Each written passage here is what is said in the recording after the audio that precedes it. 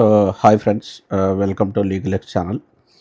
So ఈరోజు వచ్చేసి మనకు టీపీ ట్రాన్స్ఫర్ ఆఫ్ ప్రాపర్టీ యాక్ట్లో మనకు ఒక ఇంపార్టెంట్ కాన్సెప్ట్, అది వచ్చేసి మనకు doctrine of part of performance. So ఇది చాలా ఇంపార్టెంట్, మనకు ఇది మన డే టు డే లైఫ్లో అనేది చాలా జరుగుతుంటుంది అనమాట. మనము ఇది అంటాం తెలియదు అంతే. సో ఇప్పుడు మనము పర్ఫార్మెన్స్ అంటే ఏంది, పర్ఫార్మెన్స్ అంటే ఏంటంటే ఇప్పుడు మనం ఏదైనా ఇప్పుడు ప్రాపర్టీ ప్రకారంగా చూస్తే మనం ఏదైనా ప్రాపర్టీ కొనాలనుకున్నప్పుడు అది పర్ఫార్మెన్స్ అనమాట. సో దాంట్లో పార్ట్ పర్ఫార్మెన్స్ అంటే ఏంటంటే మనము ఇన్ కేసు మనం మధ్యలో ఏమన్నా పార్షల్ యాక్టివిటీ చేస్తే దాన్ని పార్ట్ పర్ఫార్మెన్స్ అంటారు. సపోజ్ మనం ఒక ఇల్లు కొనాలనుకుంటున్నాం, అప్పుడు ఏం చేస్తాం మనము, సపోజ్ ₹1,00,00,000 ఇట్లా కొందాం అనుకున్నాం అనుకోండి, మనము ఒక 20 లక్షలు ఇట్లా ఇచ్చేసి అగ్రిమెంట్ చేసుకుంటాం, అది పార్ట్ పర్ఫార్మెన్స్ అనమాట. మిగతా ఏంటంటే మిగతా 80 లక్షలు మనము తర్వాత రిజిస్ట్రేషన్ అప్పుడు ఇచ్చేసి మనం చేసుకుంటాం, ఇది కంప్లీట్ రిజిస్ట్రేషన్ అనమాట. సో పార్ట్ పర్ఫార్మెన్స్ అంటే మధ్యలో మనం కొంత అమౌంట్ ఇచ్చేసి మనము ఒక డాక్యుమెంట్ కాంట్రాక్ట్ అగ్రిమెంట్ రాసుకుంటాం కదా, దాన్ని పార్ట్ పర్ఫార్మెన్స్ అంటారు అనమాట. సో పార్ట్ పర్ఫార్మెన్స్ అనేది చాలా ఇంపార్టెంట్ మనకు. సో దీంట్లో ఏంటంటే రెండు ఉంటాయి, ఒకటి ఏంటంటే దీంట్లో ఇద్దరు ఉంటారు, ఒకటి ఏంటంటే ట్రాన్స్ఫరీ అండ్ ట్రాన్స్ఫరర్. ట్రాన్స్ఫరీ అంటే ఎవరైతే కొంటుర్రో వాళ్ళని ట్రాన్స్ఫరీ అంటారు, ఎవరైతే అమ్ముతారో వాళ్ళని ట్రాన్స్ఫరర్ అంటారు అనమాట. సో దీంట్లో పార్ట్ పర్ఫార్మెన్స్లో ఏంటంటే మనము ఇప్పుడు మనం ఏదన్నా ఇంత అమౌంట్ ఇచ్చేసి అగ్రిమెంట్ చేసుకున్నామంటే దాని అర్థం ఏంది, మనం కంప్లీట్ పైసలు ఇచ్చేసి మనం తీసుకునే ఉద్దేశం ఉంటేనే మనం చేస్తాం, అంతేగాని మనం సింపుల్గా అయితే ఇయ్యం కదా. సో ఇంట్రెస్ట్ అనేది చాలా హై ఉంటుంది అనమాట. సో అందుకోసం ఏంటంటే మనము ఇన్ కేసు ప్రాపర్టీ మనం ఇట్లా అగ్రిమెంట్ చేసుకున్న తర్వాత వాళ్ళు లేదు, ఇప్పుడు అమ్మే వ్యక్తి లేదు నేను అమ్మను అన్నికే వీళ్ళైతే లేదనమాట. సో దీంట్లో కీ ఎసెన్షియల్ ఎలిమెంట్స్ ఏముంటాయంటే మనకు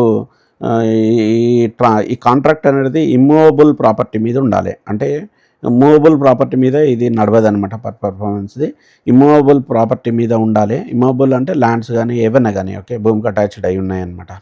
ఇంకోటి కాంట్రాక్ట్ అనేది రిటర్న్లో ఉండాలి, ఓవరాల్గా అయితే మనకు నడవది, రిటర్న్లో ఉండాలి. ఇంకోటి మనకు పొజిషన్ అనేది తీసుకొని ఉండాలి. సపోజ్ మనం ఒక అగ్రికల్చర్ ల్యాండ్ కొంటున్నాం ఓకే, సో దానికి ఇంత అమౌంట్ ఇచ్చేసి మనం పొజిషన్ తీసుకొని ఉండాలన్నమాట. పార్ట్ పర్ఫార్మెన్స్లో కంపల్సరీగా పొజిషన్ తీసుకొని ఉండాలి.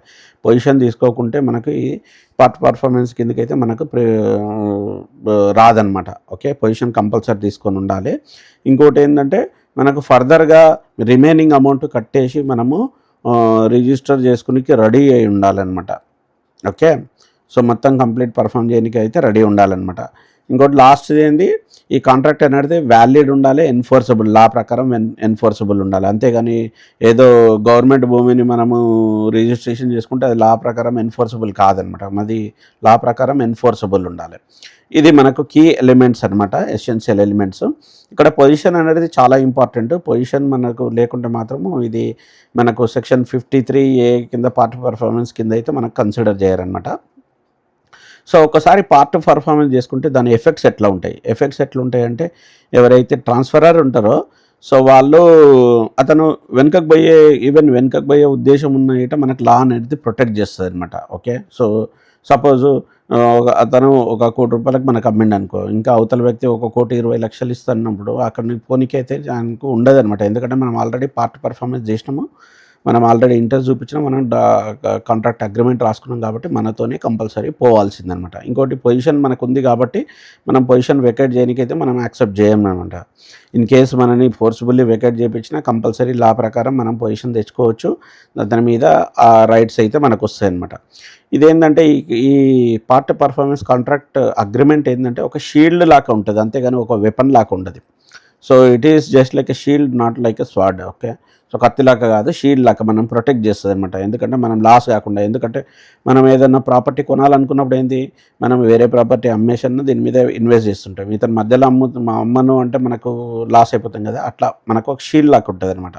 ఓకే, సో కంపల్సరీగా ఇంకోటి ఏంటంటే ఈ పార్ట్ పర్ఫార్మెన్స్ అనేది టోటల్ కంప్లీట్ రిజిస్ట్రేషన్ కాదు, ఇది జస్ట్ మనం పార్ట్గా చేసుకున్నాం అనమాట. కంప్లీట్ రిజిస్ట్రేషన్ అనేది full and final settlement contract ప్రకారం ఏదైతే రాసుకున్నారో దాని ద్వారానే మనకు ఫుల్ పేమెంట్ చేసిన తర్వాత మనకు టోటల్ టైటిల్ అనేది వస్తుంది.